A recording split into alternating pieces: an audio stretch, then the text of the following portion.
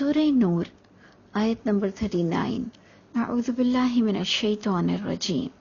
بسم اللہ الرحمن الرحیم. آپ نے پچھلی آیت میں دیکھا تھا کہ نیک صفت لوگوں کی بات ہو رہی تھی کہ ان کے گھروں میں صبح شام اللہ کا ذکر کیا جاتا ہے، اور ان گھروں میں ایسے بھی لوگ ہیں کہ جن کو تجارت اور خرید و فروخت اللہ کے ذکر سے اور زکوٰۃ سے غافل نہیں کرتی ہے. یعنی وہ بہت بیلنس لائف جیتے ہیں، کیونکہ وہ خوف کھاتے ہیں اس قیامت کے دن سے جس میں دل اور آنکھیں سب پلٹ جائیں گی، یعنی حق دیکھ لیں گی. یہ بات بتاتے ہوئے اور پھر اللہ نے فرمایا اللہ انہیں مزید عطا فرمائیں گے نیکیاں اپنے فضل سے، اور اللہ کے بھی گھر انہیں بہت ریوارڈ ملے گا. اس کے بحاف میں اب آیت 39 برے لوگوں کے بارے میں ذکر کرے گی. اب وہ کس طرح سے ذکر آ رہا ہے وہ دیکھیے. والذین کفروا، اور وہ لوگ جو کفر کی روش اختیار کرتے ہیں.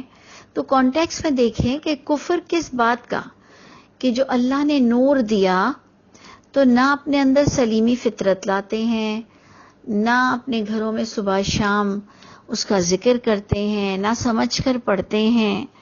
تو وہ جو اللہ کی کتاب کو، چاہے کسی بھی دین سے تعلق رکھتا ہو، دین ایک ہی ہے، کسی بھی کتاب سے کسی بھی نبی سے تعلق رکھتا ہو، جو اللہ کی کتاب کو نہیں سمجھتا، ان لوگوں کے بارے میں بات ہو رہی ہے کہ والذین کفروا، وہ لوگ جو کفر کی روش اختیار کرتے ہیں، اعمالہم، ان کے اعمال کی اللہ تعالیٰ اگزامپل دے رہے ہیں.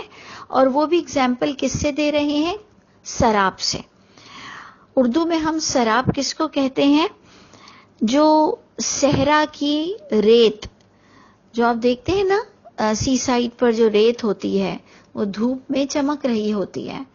تو ہمارے ہاں اردو میں بہت کہا جاتا ہے کہ سراب ایکچولی ریگستانوں میں دور سے ایسا لگتا ہے کہ وہ پانی کا چشمہ ہے، اور جب بندہ اس کے قریب پہنچتا ہے تو وہ پانی نہیں ہوتا، وہ چمکتی ہوئی ریت ہوتی ہے. تو اللہ فرماتے ہیں کفر کرنے والوں کی مثال یہ ہے کہ جیسے سراب، وہ بھی صحرا کا، ریگستانوں کا سراب. اس کی مثال کیوں دی گئی؟ اب آپ اور میں اس کو سارٹ آؤٹ کریں، سمجھیں. ہو سکتا ہے آپ مجھ سے اچھی انٹرپریٹنگ اس کی نکال سکیں. کفر کرنے والوں کی جو مثال ہے ان کے برے اعمال کی، وہ صحرا کے سراب کی طرح ہے کہ یحسبہ الظمآن ماء، یحسبہ، گمان کرتا ہے اس کو، ظمآن کس کو کہتے ہیں؟ پیاسا. کہ وہ صحرا کو گمان کرتا ہے پیاسا کہ ماء، وہ پانی ہے وہاں پر.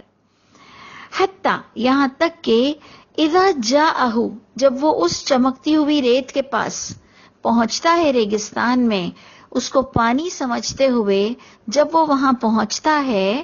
اور یہ اگزامپل کس پر فٹ اللہ کر رہے ہیں؟ کفر کرنے والوں پر، جو قرآن کو، جو الہامی کتاب کو سمجھ کر نہیں پڑھتا. بار بار آپ کو چارج رکھنا ہے اپنا دماغ کہ یہ اگزامپل کس پر اللہ فٹ کر رہے ہیں.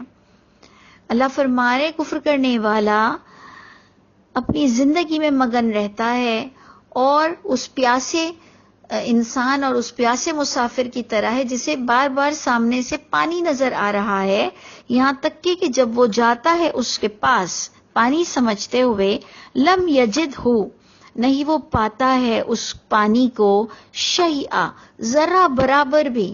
جو اس کا گمان تھا وہ اس اپنے گمان میں فیل ہو جاتا ہے، وہ نہیں پاتا ہے وہاں پر پانی. وجد اللہ، اور پا لیتا ہے اللہ کو اپنے پاس. ہم اللہ کو کب پالیں گے اپنے پاس؟ جب ہم اس دنیا سے رخصت ہو رہے ہوں گے اور جانے کے بعد. یعنی وہ ساری زندگی سمجھتا ہے کہ وہ سراب ہے اور اس کا پانی ہے، اور وہ اسے پی لے گا اور اس کی پیاس مٹ جائے گی. کیونکہ دیکھیں جب انسان کو صحرا میں پانی کی ضرورت ہوتی ہے اور اسے لگتا ہے کہ یہ تو رہا پانی، تو اسے فکر نہیں ہوتی ہے.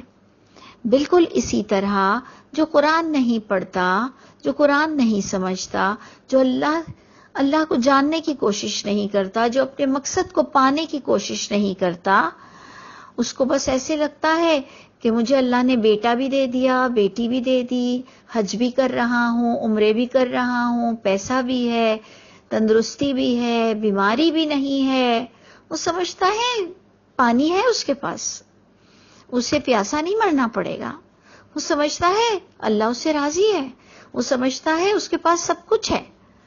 لیکن ایک دن آئے گا کہ جب وہ قریب پہنچے گا تو وہ وہاں اپنے مقصد کو نہیں پا سکے گا جو وہ سمجھ رہا تھا کہ میں تو بخشا جاؤں گا، میں اس طوائف سے بہتر ہوں، میں اس شرابی سے بہتر ہوں، میں فلاں سے بہتر ہوں، میں اس ڈیکوائٹ سے بہتر ہوں. یعنی وہ ہمیشہ کمپیریزن کرتا ہے کفر کرنے والا اپنے آپ کا برے لوگوں سے، اور اچھے لوگ ہمیشہ کمپیریزن کرتے ہیں اپنے آپ کا اچھے لوگوں سے. اور یہ بیماری آج کل ہمارے یہاں عام ہو چکی ہے کہ ہم اپنا کمپیریزن بہت برے لوگوں سے کرتے ہیں، جس سے ہم سیلف سیٹسفیکشن حاصل کرتے ہیں اور ہم اپنے آپ کو سمپیتی دیتے ہیں، تسلی دیتے ہیں کہ نہیں میں بہت اچھی ہوں، دوسروں سے تو بہت اچھی ہوں. تو جناب یہی کہیں ہم دھوکے میں نہ رہ جائیں. ایکچولی اس کی سینٹرل آئیڈیا میں اگر ہم اس کو کنکلیوڈ کریں تو اس کی سینٹرل آئیڈیا نکلے گی کہ ایک انسان جو اللہ کو نہ سمجھتا ہے، نہ وحی کو سمجھتا ہے، نہ اپنے مقصد کو سمجھتا ہے، یہ اس خوش فہمی والے انسان کی طرح ہے جو اپنے لیے پانی کا بندوبست نہیں کرتا اور اسے لگتا ہے کہ بس پانی تو وہ رہا سامنے، سمجھتا ہے کہ اللہ تو اس کو مل جائیں گے، جنت بھی اس کو مل جائے گی. وہ اپنے لیے کوشش نہیں کرتا، اپنی فکر نہیں کرتا، یہاں تک کہ وہ اللہ کے پاس پہنچ جاتا ہے. وہ جب اس پانی کے پاس آتا ہے وہاں اسے کچھ نہیں ملتا. وجد اللہ عندہ، اور پا لیتا ہے اللہ کو اپنے پاس. فوفاہ حسابہ، پس وفا کرتے ہیں اس سے اللہ بھی اس کے حساب کا. وفا کا معنی ہوتا ہے پھر اللہ بھی اس کا پورا حساب چکتا کر دیتے ہیں. یعنی اس سے پتہ چلا کہ ہمیں وہ گھر اپنے بنانے چاہیے. ہم خود وہ انسان ہوں کہ ہم بزنس بھی کرتے ہوں لیکن ہم کو اللہ کی یاد، کوئی بھی چیز ہمیں اللہ کی یاد سے غافل نہ کر دیں. اور ہم خود اتنے سلیمی فطرت ہوں، اپنے مقصد حیات کو ڈھونڈتے رہیں، تو جب اللہ کی وحی ہمارے قلب پر اترے گی، ہم جب اس کو اللہ کی کتاب سے پڑھیں گے تو وہ نور و نلا نور ہو جائے گی. تو اب اللہ تعالیٰ نے آپ کو ایک تو اگزامپل دے دی کہ جو ساری زندگی اپنے آپ کو دھوکے میں رکھتا ہے کیونکہ وہ دنیا میں خوشحال ہوتا ہے تو وہ سمجھتا ہے کہ میری خوشحالی کے پیچھے اللہ راضی ہے، اپنے مقصد کو بھول جاتا ہے. اب آپ دیکھیں اللہ فرماتے ہیں واللہ سریع الحساب. یہ آیت یہاں پر اینڈ ہو جاتی ہے اور اللہ بھی بہت جلد حساب لینے والے ہیں. اللہم حاسبنا حسابا یسیرا، اللہ ہم سب کے لیے آسان حساب فرمائیے گا. اچھا اب آپ دیکھیے آیت نمبر 40 کو کہ کس طرح سے شروع ہوتی ہے کہ او کا معنی ہوتا ہے اور، اور یا پھر یا، ہمارے اردو کا یا پھر انگلش کا OR. یہ دیکھیں اگزامپل پر جب ایک اگزامپل دی جائے اور پھر دوسری اگزامپل دی جائے اور اس کے درمیان میں او آ جائے تو اس کا مطلب دونوں اگزامپل میں بہت سملیرٹی ہے، یعنی تقریباً دونوں اگزامپلز ایک ہی بات کو بہت اچھی طرح سے سمجھا رہی ہے. اب دیکھیں ہم دوسری اگزامپل کو سمجھنے کی کوشش کرتے ہیں. او کظلمات، یا جیسے اندھیرا، یہ بھی کا معنی ہے جیسے، یا جیسے اندھیرے کی اللہ تعالیٰ مثال دے رہے ہیں. فی بحرن، جو کہ دریا میں اندھیرا ہے، لجین، اور دریا سمندر کیسا ہے؟ لجی، بہت گہرا سمندر ہے. یغشاہ موج، اور چھائی ہوئی ہے اس پر موج، من فوقہ موج، موج پر موج، موج اس کے اوپر موج، من فوقہ سحاب، یعنی گہرا دریا کا اندھیرا، پھر موج، پھر اس کے اوپر موج، پھر اس کے اوپر بادل، یعنی بہت اندھیرا، بہت اندھیرا۔ اس اندھیرے کی اللہ تعالیٰ اور اگزامپل کیسے دے رہے ہیں؟ ظلمات، اتنا اندھیرا، بعدھا فوق بعد، کہ ایک دوسرے پر اندھیرے کی تہ چڑھی ہوئی ہے۔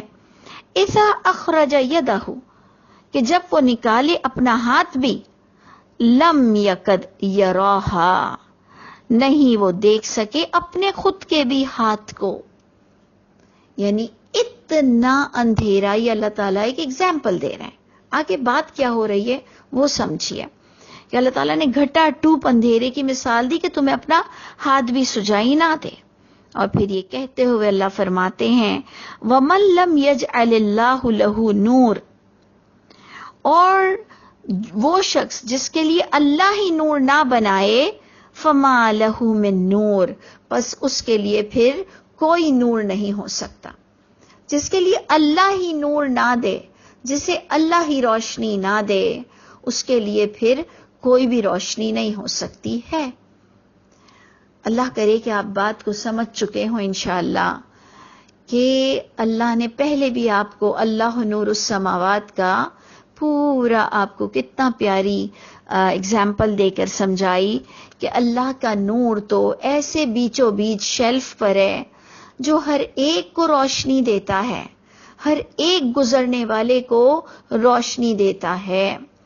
اب جب وہ اس روشنی کو سننا بھی نہیں چاہتا، دیکھنا بھی نہیں چاہتا، سمجھنا بھی نہیں چاہتا، اس کو دل چاہتا ہے بس جو اس کا دل چاہ رہا ہے وہی اس میں لکھا ہوا ہو، اور تم مجھے میری نفسانی خواہشات سے مت روکا کرو، تو پھر اللہ تعالیٰ اس انداز سے بات کرتے ہیں کہ جسے اللہ کی ضرورت ہی نہیں، جس نے اللہ کے لیے کچھ سوچنا ہی نہیں ہے، تو پھر اللہ بھی اس کے لیے جب نور نہیں بنائیں گے تو پھر اس کو کون نور دے سکتا ہے؟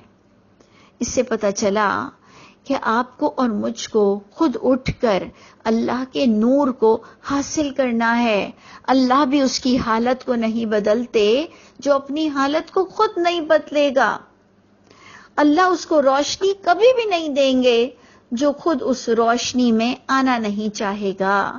اللہ تعالیٰ وہ آیت الکرسی کے بعد والی جو ایک آیت ہے، آیت الکرسی تو آپ لوگ سب پڑھتے ہوں گے سورہ بقرہ میں، اس کے بعد والی ایک آیت ہے، بڑی پیاری ہے۔ اللہ تعالیٰ فرماتے ہیں اللہ ولی الذین آمنوا، اللہ ولی ہے، اللہ دوست ہیں، کن کے؟ ایمان والوں کے۔ اور اللہ کی ولایت، اللہ کی فرینڈشپ، اللہ کی دوستی کیسے ظاہر ہوتی ہے؟ اللہ تعالیٰ تمہیں اندھیروں سے نکالتے ہیں روشنی کی طرف، وہاں پر بھی اندھیرے اور اجالے کی بات ہوئی۔